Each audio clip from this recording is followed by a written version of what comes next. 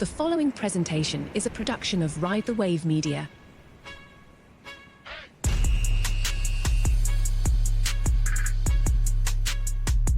We are those guys. We hope to be your guys, bringing the latest from the National Football League. And Nick, I'm excited to dive into our next team preview. Again, we're talking, are we going to get to all 32? No, we're going to get to the ones for me and you instead.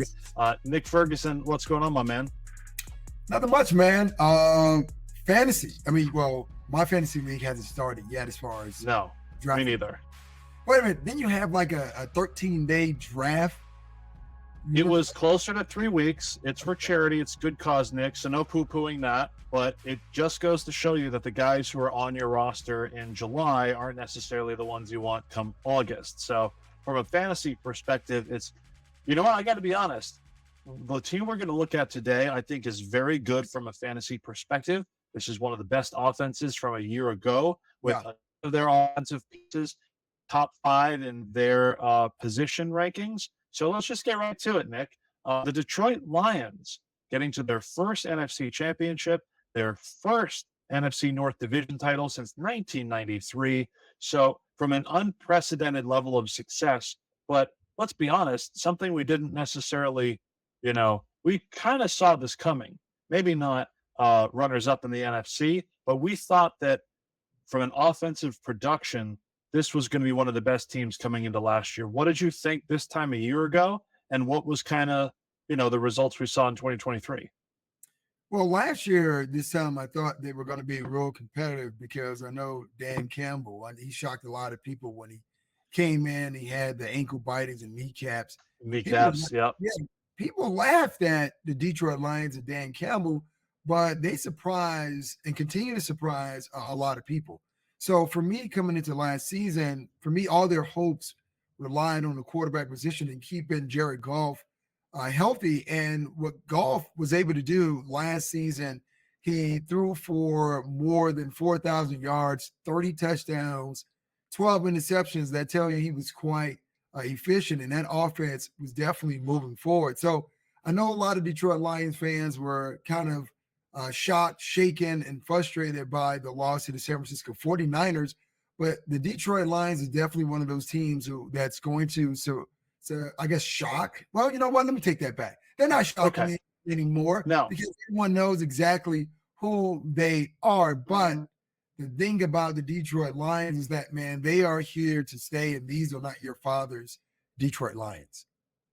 No, they had everybody coming out. They just hosted the NFL draft ago. So we're like, Detroit is happening.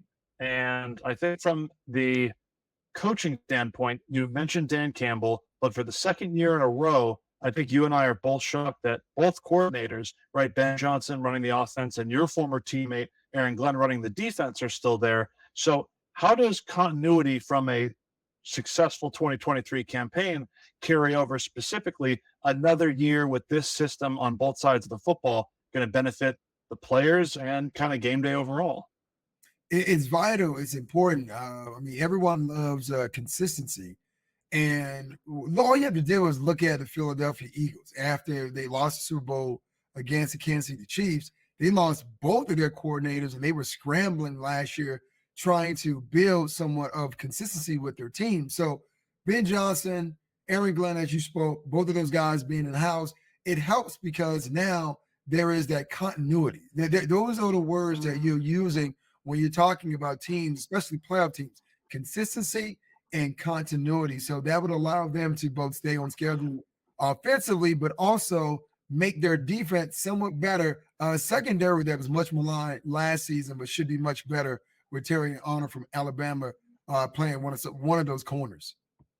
Let's talk about that defense, right? Because tell me from a philosophical standpoint, right? You talked about the emphasis on getting the corners, which I think above all, the explanation for that, Nick, is, well, they were bottom 5 in terms of defenses allowing passing yardage. That's right. They were 4th in the NFL, and the Commanders, Chargers, and Buccaneers were worse defensively defending the pass. So they took a huge approach to try to add a second corner to solidify that defense. Again, that's Aaron Glenn's specialty, the position he played for over a decade in the National Football League, and sometimes having to pick up the slack for the safety play there in Houston, I might add.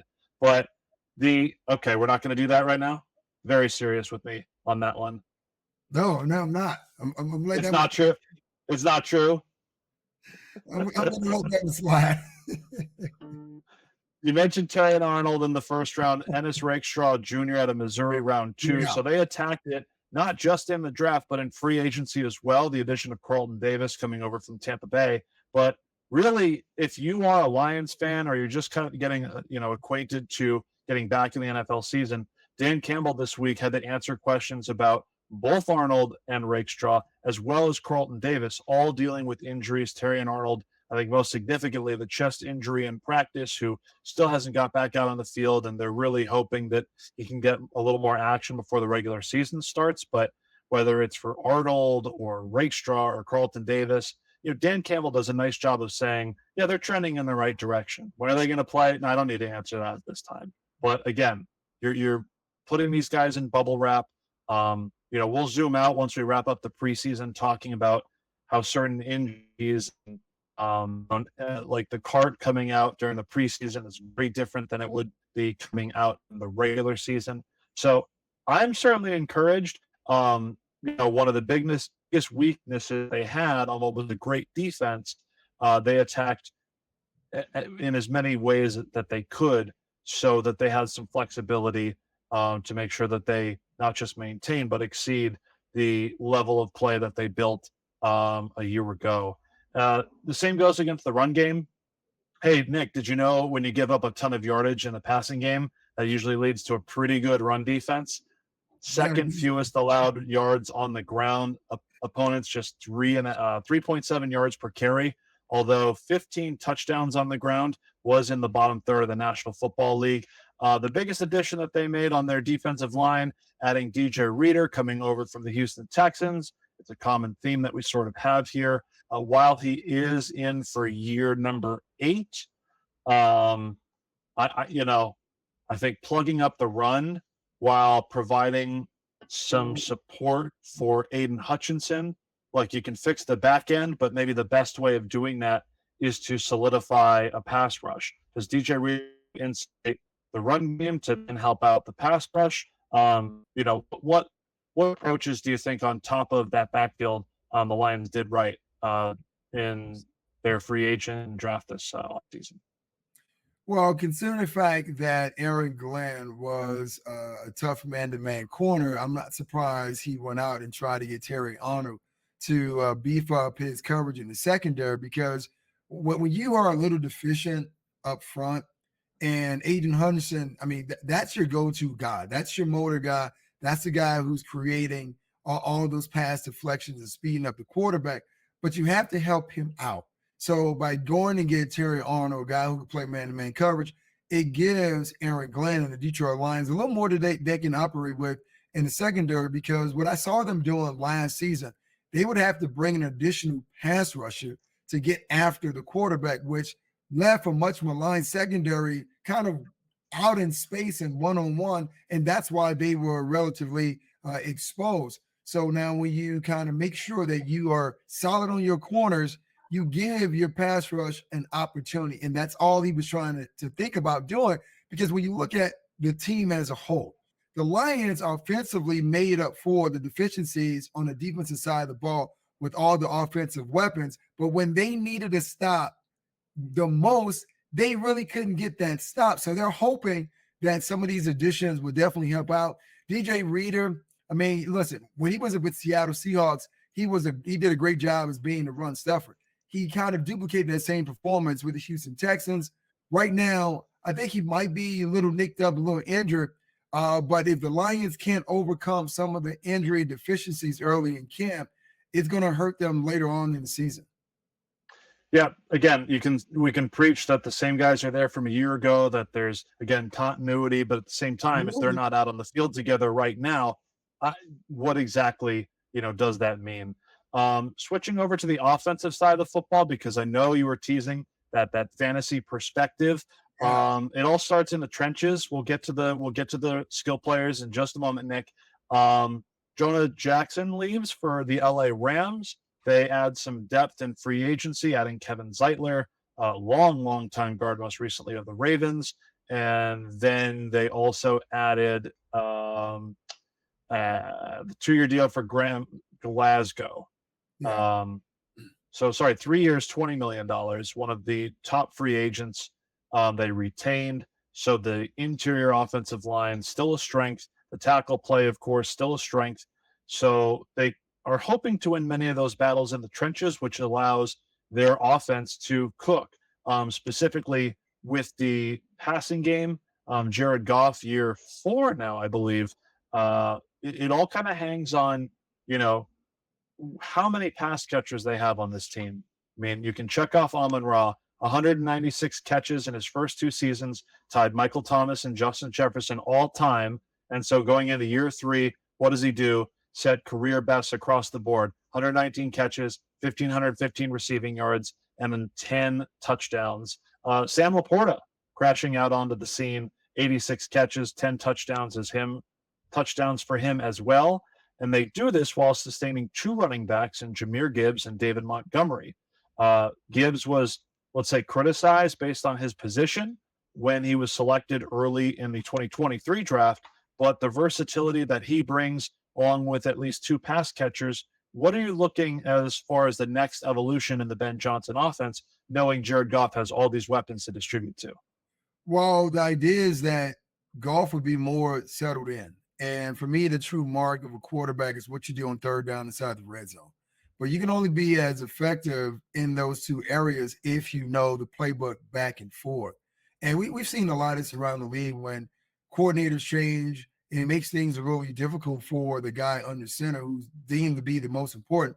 But I am going to project that this is going to be another exceptional season for Jared Goff.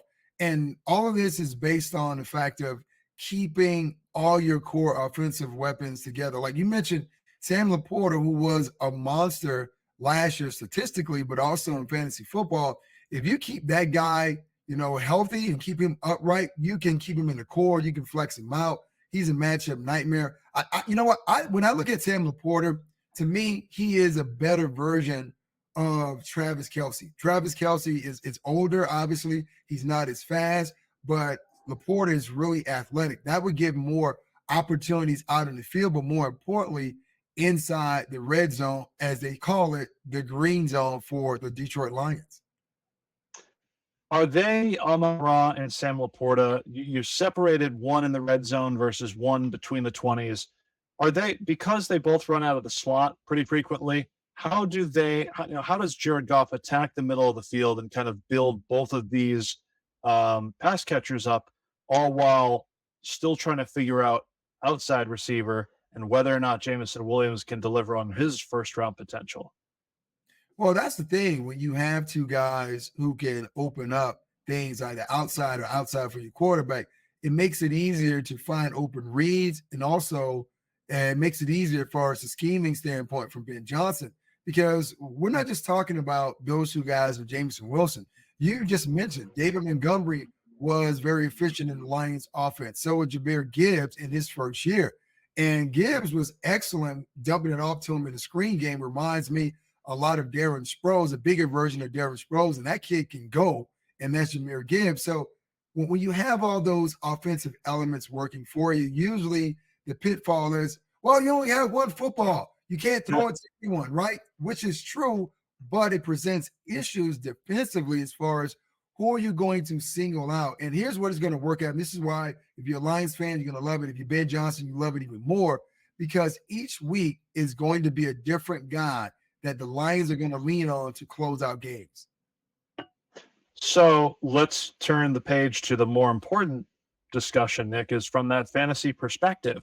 So if the Lions are going to game plan, feature certain players for particular matchups versus others, obviously game script matters too. If they're winning, they want to run the football. If they need to come from behind, if they've got a heated NFC North battle against the likes of Green Bay or Chicago, I'm just trying to figure out which of the pass catchers, running backs you covet from this Detroit Lions team, because yes, You want the ceiling. You want these guys to win games against the Vikings as well. Didn't forget you. But Right.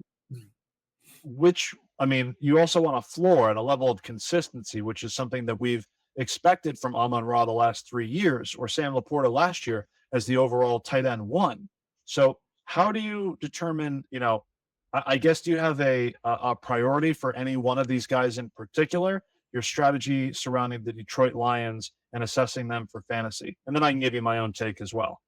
Well, I'll say this because of the chemistry that has been forged between St. Brown and Jared Goff. If you are in the PPR league, you're going to lean heavily on St. Brown because he's going to get the ball. He's going to get the ball no matter what, inside, outside. They're going to find a way to funnel the ball to him. Now, if we're talking inside the red zone, I'm thinking maybe LaPorta just because of his athleticism and his size, because that reminds me a lot of a guy I faced, Tony Gonzalez.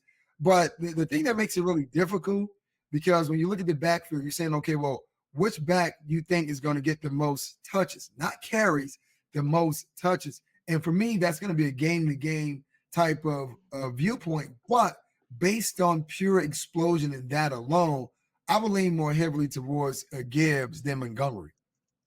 Okay, so I'm a David Montgomery guy as well. I think you're getting floor where Jahmyr Gibbs is certainly going to have his spike weeks, but it's the price difference too. Jahmyr Gibbs is an end of the first round pick. If I want a Lion in the first round, it's definitely Amon-Ra for me. And David Montgomery, meanwhile, is going closer to running back 20, clearly an RB2, but at the same time, someone who you can either start as your, again, RB2, or if you're a running back heavy draft, he can come off the bench. And again, any injury to one or the other, Gibbs or Montgomery, I'd say that other running back is immediately a top 5, top 10 fantasy asset. I love what you said about Amon-Ra. So I'm just going to start naming receivers, and you say stop when Amon-Ra is someone you would draft over him. Okay? Okay. Okay. Wide receiver number 1, according to Fantasy Football, CeeDee Lamb. Yes. Tyreek, do you want Amon-Ra over CeeDee Lamb? Yep. Done. Yeah. Explain, Nick. The reason why I say that, because, all right, I know CeeDee Lamb was a fantasy darling last year. And when you look at the Cowboys and you say, okay, well, what other options does Dak Prescott have outside of CeeDee Lamb? Well, first and foremost, we don't know what the situation with the Dallas Cowboys and CeeDee Lamb is going to be entering the season. So that's the first conundrum you have to get over. Now, could you draft him, stash him on your fantasy roster with the idea that, you know what, eventually he's going to play? For me, I like to bet on sure things.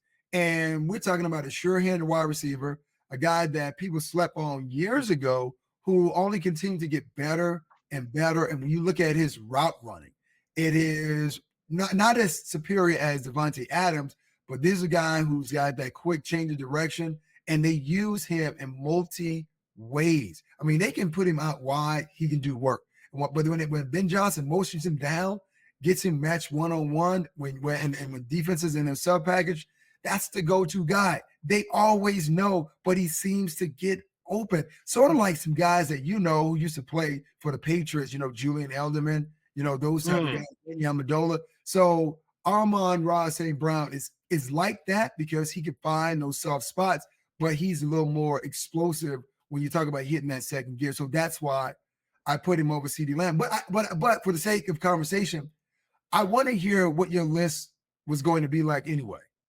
I have CeeDee Lamb 1. I know what I'm doing. Fantasy Football hasn't had the wide receiver 1 repeat as the wide receiver 1 since DeAndre Hopkins in Houston. Again, this is like a Houston Texans episode in a way. When he did it back-to-back years, 2017, 2018. Right. I basically have it CeeDee Lamb, Tyreek Hill, and then Amon-Ra and Justin Jefferson flip a coin for me, genuinely. I'm not knocking Justin Jefferson because J.J. McCarthy got hurt. We knew Sam Darnold was starting anyway. And again, he ate with Nick Mullins, your guy. Nick Mullins is back in. I feel pretty comfortable with Justin Jefferson overall. But from a PPR perspective, Amon-Ra is 3, maybe 4 behind CeeDee and Tyreek. Well, I'm not that far off between your number 1 and number 2.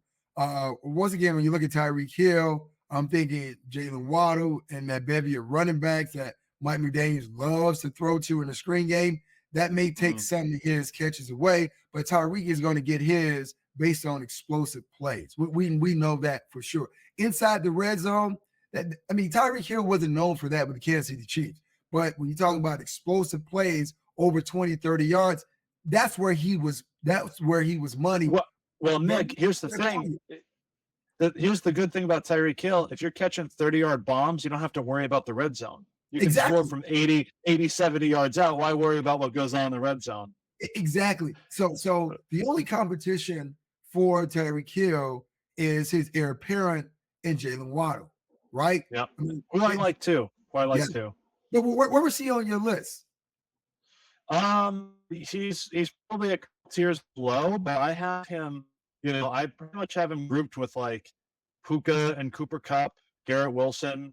I have him above Chris Olave. This is based on vibes mostly. I just don't trust the New Orleans Saints. But I have him clearly, if you've got a crop of 12 wide receivers, I have him somewhere between 12 and 15, probably. But does this have anything to do with Tyreek Hill on the NFL Top 100? He was the number one player. Does this have anything to do with that? Well, yes, if Tyreek Hill's number one, then that means Jalen Waddle has to be two, obviously. Nick, we'll get back to, clearly we've got more fantasy stuff we need to cover before we get into the season, but circling back to the Detroit Lions, we do this with every NFL team. Nick, I'm asking you for the floor and the ceiling with the Detroit Lions team, which again, first time they won the division since 1993. I do not know. I was definitely not alive the last time that they were back-to-back division champions. So, Nick, I'm going to ask you what the floor is for this team, whether it's a wild card, division, miss the playoffs, and if they do have, that ceiling of making the Super Bowl, even winning it, because let's be honest, if it wasn't for their, they've addressed the corner position. That's the reason they didn't get into the Super Bowl, was the corner let the ball doink off his helmet, and Brandon Ayuk came up with that grab. So the floor for me for the Detroit Lions, they're going to win the NFC North, right? Okay, back to back. The ceiling for them, they're right back in the mix again in that NFC Championship game. I'm not saying they're winning it, but I'm putting them right back in that same game, right? Maybe with the San Francisco 49ers in a rematch, but the outcome is still the same because I just believe in Kyle Shanahan and Christian McCaffrey. Okay, so we did this with Amon-Ra. We can do it with the NFC as well. You've got the 49ers above the Lions. Any other teams you want to point to specifically in the NFC that you have ahead of Detroit right now? Ooh, ahead of Detroit. No, you know what? I'll stay in the NFC North. After having the chance to look at the Green Bay Packers, Jordan Love, and had a chance to talk to Brian Gutekunst of all things, right? And commended him on putting together a great team. So that Packers team is going to be right there. There's no playoff hangover, anything like that. They're just going to get much better. He's Nick Ferguson. I'm Alex Hardy. Those are the Detroit Lions. Make sure you go back on earlier episodes of those guys. For any other teams you want to hear from us, we've done about a half dozen of these. Probably have about a half dozen to go with a week left here. So pick up the Nick. We had much you, our audience, YouTube, Apple Podcasts, wherever you get your podcasts if you want to hear or see us. And last thing, Nick, before we split, I saw you with Coach Prime. See what I did there? See you with Coach Prime. Yeah. You had a conversation with him earlier this week. And before we get on out of here, make sure you let our audience know where they can find that, because correct me if I'm wrong, they'd be nuts if they missed this interview with Coach Prime. Yeah, you can find that on Nick Ferguson Show on YouTube, but also follow me at Nick Ferguson _25 on all your social media handles. He's Nick Ferguson. I'm Alex Hardy. We'll be back with more NFL previews and fantasy football content. We just have to at this point. So until next time, what do you have to say for the people, Nick? Make sure you choose your friends wisely, because show me your friends, I will tell you who you are. Is that about me? No, I didn't say anything about you. Do you feel it's about you? It's not about me.